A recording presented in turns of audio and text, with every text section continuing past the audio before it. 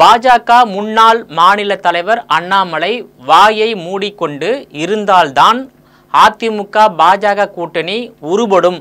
ஆவேசமான தமிழ்நாட்டில் சட்டசபை தேர்தலை முன்னிட்டு எடுக்கப்படும் நடவடிக்கைகள் இப்போதே சூடுபிடித்து விட்டது. இதற்கிடையே சட்டசபை தேர்தலில் பாஜக அதிக தொகுதிகளை பெறக்கூடாது என்று மூத்த அரசியல்வாதி பழ கருப்பையா தெரிவித்துள்ளார். பாஜக அதிக இடங்களை கேட்டு பெற்று போட்டியிட்டால் அது திமுகவுக்கே சாதகமாக இருக்கும் என்றும் அவர் கருத்து தெரிவித்துள்ளார். தமிழ்நாட்டில் அடுத்த ஆண்டு 2026 சட்டசபை தேர்தல் நடைபெறுகிறது. ஆனால் இப்போதே தேர்தலை முன்வைத்து பல்வேறு அரசியல் கட்சிகளும் காய்களை நகர்த்த தொடங்கிவிட்டன. அதிமுக பாஜக கூட்டணி உறுதியாகி விட்ட நிலையில் இதர பல்வேறு கட்சிகளை உள்ளே அழைத்து வரும் பணிகளில் முழுவீச்சில் இரு கட்சி தலைவர்களும் ஈடுபட்டு வருகின்றனர். இதற்கிடையே அதிமுக கூட்டணியில் உள்ள பாஜக 80 இடங்கள் வரை கேட்கலாம் என செய்திகள் வந்து கொண்டிருப்பது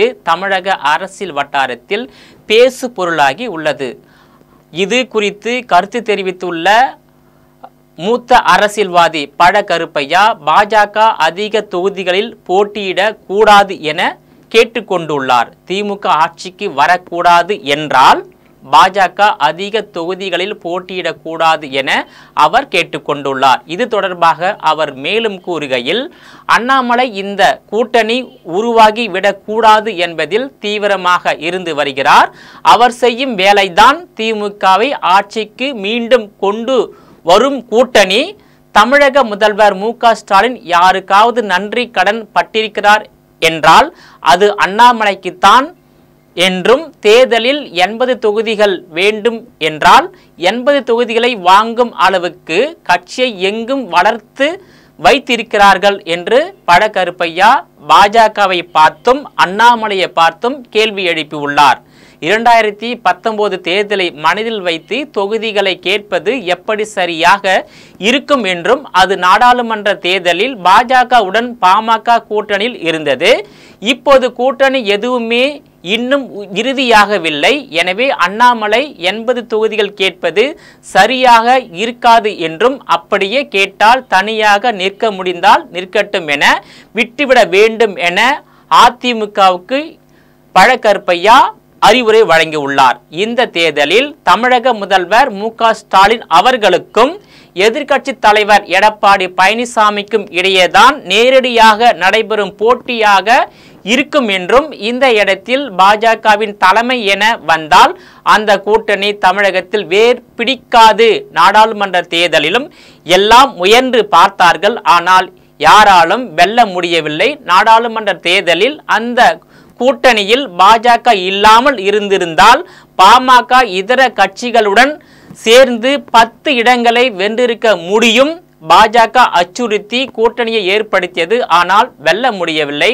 நாடாளுமன்ற தேர்தலில் முதல்வர் மு.க. ஸ்டாலின் 40 இடங்களில் வெல்ல அண்ணாமலைதான் அப்போது காரணமாக இருந்ததாகவும், பாஜகவுக்கு 4% அல்லது 3% வாக்குதான் இருக்கும், சீமானுக்கே 8% வாக்குதான் இருக்கிறது, பாஜகவுக்கு அதைவிட குறைவாகவே இருப்பதாக பழ கருப்பையா புள்ளி விவரங்களுடன் தெளிவுபடுத்தியுள்ளார். மக்கள் விரோத சமூக விரோத திமுக ஆட்சியை 2026 நடைபெறும் சட்டமன்ற தேர்தலில் திமுக வெல்லக்கூடாது என்றால் பாஜகவும் அண்ணாமலையும் அமைதியாக இருக்க வேண்டும். தகுதியான இடங்களை மட்டுமே கேட்டு பெற்று போட்டியிட வேண்டும். இந்த தேர்தல் என்பது முதலமைச்சர் மு.க. ஸ்டாலினுக்கும் எதிர்க்கட்சி தலைவர் எடப்பாடி பழனிசாமிக்கும் இடையே நடைபெறும் போட்டியாகவே இருக்கும். இதுவே நாடாளுமன்ற தேர்தல் என்றால் மோடிக்கான தேர்தலாக இருக்கும். அந்த தேர்தலில் பாஜக தனது பலத்தை நிரூபிக்கட்டும் என்று, குறிப்பாக பாஜக மூத்த தலைவர் எச். ராஜா சட்டமன்ற உறுப்பினராக வெற்றி பெற்றதற்கும், கடந்த 2021 நடைபெற்ற சட்டமன்ற தேர்தலில் 4 இடங்களில் பாஜக வெற்றி பெற்றதற்கும் அதிமுக பாஜக கூட்டணியே காரணம் என்றும், தமிழகத்தில் பாஜக தனித்து களமிறங்கினால் வெற்றி பெற முடியாது என்றும் பழ கருப்பையா தெளிவாக தெரிவித்துள்ளார். 2026 நடைபெறும் சட்டமன்ற தேர்தலில் அதிமுக பாஜக கூட்டணி வெற்றி பெற்று ஆட்சியை கைப்பற்ற வேண்டும் என்றால் அதிமுக பாஜக கூட்டணியில் பாமக, தேமுதிக, அம்மா மக்கள் முன்னேற்ற கழகம், முன்னாள் முதலமைச்சர் ஓ பன்னீர்செல்வம் தலைமையிலான அதிமுக தொண்டர்கள் மீட்பு குழு, தமிழ் மாநில காங்கிரஸ் கட்சி, புதிய நீதி கட்சி, புதிய தமிழகம் கட்சி, புரட்சி பாரதம் கட்சி, தமிழக மக்கள் முன்னேற்ற கழகம், இந்திய ஜனநாயக கட்சி, இந்திய மக்கள் கல்வி முன்னேற்ற கழகம் உள்ளிட்ட பல்வேறு கட்சிகளையும் இணைக்க வேண்டும்.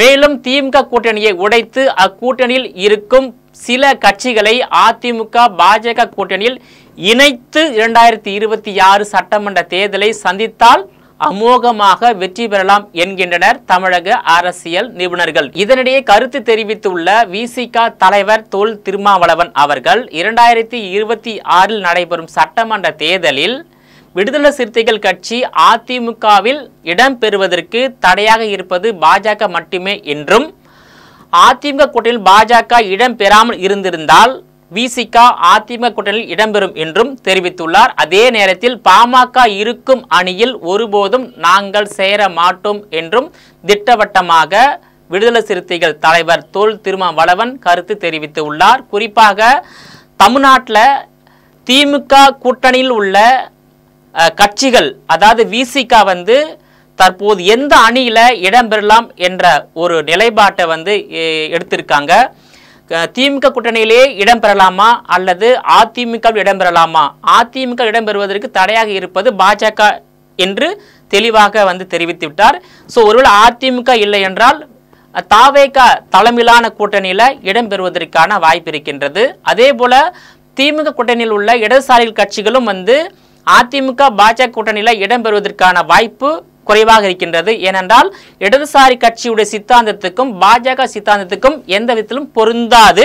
அதனால இடதுசாரிகள் ஒருவேளை திமுக கூட்டணியிலிருந்து வெளியேறினால் தாவேக கூட்டணியில் இடம்பெறுவார்கள் என்று எதிர்பார்க்கப்படுகிறது. அதேபோல் மதிமுக என்ற கட்சியும் அந்த மதிமுக பொதுச் செயலாளர் வைகோவுக்கு மாநிலங்களவை உறுப்பினர் பதவி திமுக கொடுக்கவில்லை. இதன் காரணமாக மதிமுக திமுக மீது கடும் கோபத்தில் இருக்கின்றது. அதனால அடுத்த 6 மாதங்கள்ல பார்த்தீங்கன்னாக்கா மதிமுக அதிமுக பாஜக கூட்டணியில் இடம்பெறுவதற்கான வாய்ப்பு இருக்கின்றது. எப்பயுமே மதிமுகவுக்கு அதிமுகவையும் பிடிக்கும், பாஜகவையும் பிடிக்கும்.